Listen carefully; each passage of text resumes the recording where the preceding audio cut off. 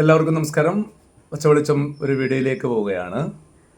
ഇന്ന് പച്ചവെളിച്ചം പ്രേക്ഷകരുമായിട്ട് ഒരു പ്രധാനപ്പെട്ട വിഷയം പങ്കുവച്ചിരുന്നു.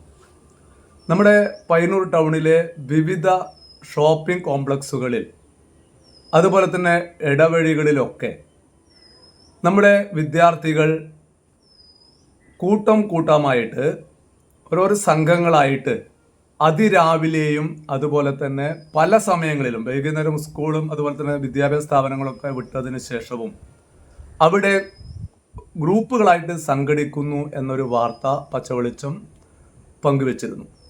അത് അതീവ ഗുരുതരമായൊരു വിഷയം എന്നുള്ള രീതിയിൽ തന്നെയാണ് പറഞ്ഞിട്ടുള്ളത്. നമ്മുടെ പൊതുസമൂഹം, പ്രത്യേകിച്ച് നമ്മുടെ മാതാപിതാക്കന്മാർ ഈ വിഷയത്തിൽ അതീവ ഗൗരവത്തോടുകൂടി ഇടപെടണം എന്ന രീതിയിൽ തന്നെയാണ് ആ വിഷയം പറഞ്ഞിട്ടുള്ളത്. ഇത് ഒരുപാട് പ്രാവശ്യമായിട്ട് നമ്മുടെ ആളുകൾ പച്ചവെളിച്ചത്തിനെ വിളിച്ചറിയിച്ചിട്ടുണ്ട്. അതുപോലെ തന്നെ പച്ചവെളിച്ചം ഇതൊക്കെ നേരിൽ പോയിട്ട് കണ്ടിട്ടുണ്ട്. അതിൻ്റെയൊക്കെ വെളിച്ചത്തിൽ തന്നെയാണ് ഈ അതീവ ഗുരുതരമായ ഈ വിഷയം പ്രേക്ഷകരുമായിട്ട് പങ്കുവച്ചിട്ടുള്ളത്. നമ്മുടെ കുട്ടികൾ ട്യൂഷൻ എന്നൊക്കെ പറഞ്ഞുകൊണ്ട് അല്ലെങ്കിൽ സ്കൂളുകളിലേക്ക് രാവിലെ പോകുന്നു എന്നൊക്കെ പറഞ്ഞുകൊണ്ട് അതിരാവിലെ വീട്ടിൽ നിന്ന് ഇറങ്ങുന്നു. ഒരു 8 മണിക്ക് മുമ്പൊക്കെ കുട്ടികളൊക്കെ പല കോംപ്ലക്സിൻ്റെയും സ്റ്റെപ്പിലും അതുപോലെ തന്നെ ഊടുവഴികളിലുമൊക്കെ അവരിങ്ങനെ തമ്പടിക്കുന്നു. അത് ഇങ്ങനെ ഇവർ തമ്പടിക്കുന്നുണ്ട് മനസ്സിലാക്കിയതിന് ശേഷം ചില സംഘങ്ങൾ അവരുമായിട്ട് ബന്ധം സ്ഥാപിക്കാൻ വേണ്ടി ശ്രമിക്കുന്നു. അവരെ ചുറ്റിപ്പറ്റി ആ സംഘങ്ങൾ ഉണ്ടാകുന്നു.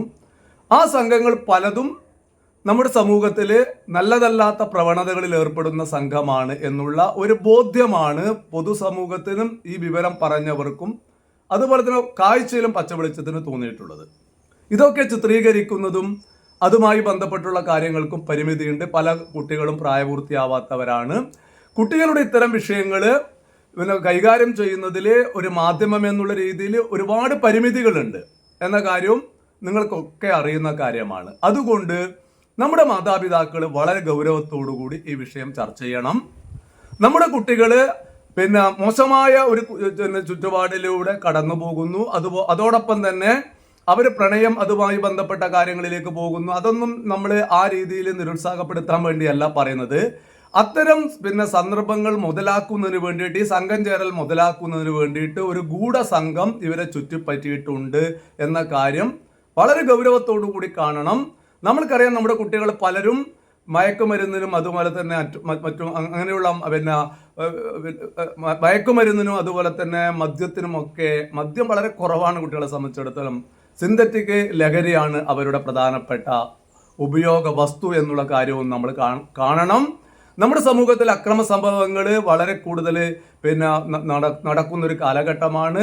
വല്ലാത്ത രീതിയിൽ കുട്ടികൾ പ്രതികരിക്കുന്നു, പൊട്ടിത്തെറിക്കുന്നു എന്ന കാര്യം, അതിൻ്റെ പിന്നിലുള്ള ചേതോവികാരം എന്താണ് എന്ന് നമ്മൾ ചിന്തിക്കേണ്ട കാലം അതിക്രമിച്ചു കഴിഞ്ഞു എന്നാണ് പച്ചവെളിച്ചത്തിന് പറയാനുള്ളത്.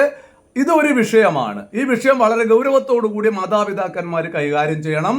അതുപോലെ തന്നെ പോലീസിന് ഇത്തരം വിഷയങ്ങളിൽ പരിമിതികൾ ഉണ്ടെങ്കിൽ പോലും പോലീസും ഈ വിഷയത്തിൽ അങ്ങനെയുള്ള കൂടിച്ചേരൽ അനുവദിക്കപ്പെടില്ല എന്നുള്ള രീതിയിലുള്ള നടപടി സ്വീകരിക്കണം. ഇതിനൊക്കെ ഇങ്ങനെ നടപടി എടുക്കുന്ന സമയത്ത് അവരെയൊക്കെ അപഹസിക്കാൻ വേണ്ടിയിട്ട് സദാചാര പോലീസ് എന്നൊക്കെ പറയാനുള്ള ഒരു കൂട്ടർ ഇവിടെയുണ്ട്. ഈ കൂട്ടറിൽ അങ്ങനെയുള്ള പ്രചരണം നടത്തുന്ന ആളുകളൊക്കെ ഇതിന്റെ വക്താക്കളാണ്, ഇതിന്റെ ആൾക്കാരാണ് എന്ന് കണ്ട് അതിനൊക്കെ തൃണവൽക്കരിക്കുകയാണ് വേണ്ടത്. പച്ചവെളിച്ചത്തിന് അങ്ങനെയുള്ള ഒരു പട്ടം ആരെങ്കിലും ഇതൊക്കെ പറഞ്ഞതിന് പേര് തരുന്നുണ്ട്, അത് ചിരസിൽ കൊണ്ട് നടക്കാൻ വേണ്ടി തയ്യാറാണ് എന്ന് തന്നെയാണ് പറയുന്നത്. ഉത്തരവാദിത്തപ്പെട്ട മാധ്യമം എന്നുള്ള രീതിയിലാണ് ഈ വിഷയം പറയുന്നത്. ഇതൊരു വിഷയം. രണ്ടാമത്തെ വിഷയം വളരെ ഗൗരവത്തോടു കൂടി കാണേണ്ട മറ്റൊരു വിഷയമാണ്. നമ്മുടെ കുട്ടികൾ പ്രത്യേകിച്ച് പഴയ സ്റ്റാൻഡ് കേന്ദ്രീകരിച്ചുകൊണ്ട് ആദ്യം 10 രൂപ കടം ചോദിച്ചു, ബസ്സിന് പോകാൻ പൈസയില്ല എന്ന് പറഞ്ഞുകൊണ്ട് ആൺകുട്ടികളിൽ തുടങ്ങി അത് പെൺകുട്ടികളിലേക്ക് എത്തി. ആ ചോദ്യം അത് ഏകദേശം ഞാൻ പലപ്പോഴായിട്ട് ടെക്സ്റ്റായിട്ട് ആ വിഷയം പ്രേക്ഷകരുമായിട്ട് പങ്കുവച്ചിരുന്നു. അതിന് ചില ദൃശ്യങ്ങളൊക്കെ പൈസ ചോദിക്കുന്ന ദൃശ്യങ്ങളൊക്കെ പച്ചവെളിച്ചത്തിൻ്റെ കയ്യിലൊക്കെ ഉണ്ട്. അതൊക്കെ കുട്ടികളുടെ ദൃശ്യമായതുകൊണ്ട് അതൊന്നും കാണിക്കാൻ വേണ്ടി പറ്റുന്നതല്ല, അത് ശരിയുമല്ല എന്നുള്ള ഉത്തമ ബോധ്യമുണ്ട്. പക്ഷേ ഈ കുട്ടികളല്ല ശരിക്കും, അവരുടെ രീതികളൊക്കെ വലിയ സംവിധാനത്തിൻ്റെ ഭാഗമാണ് എന്ന തിരിച്ചറിവിലേക്ക് നമ്മൾ എത്തേണ്ടതായിട്ട് വരും.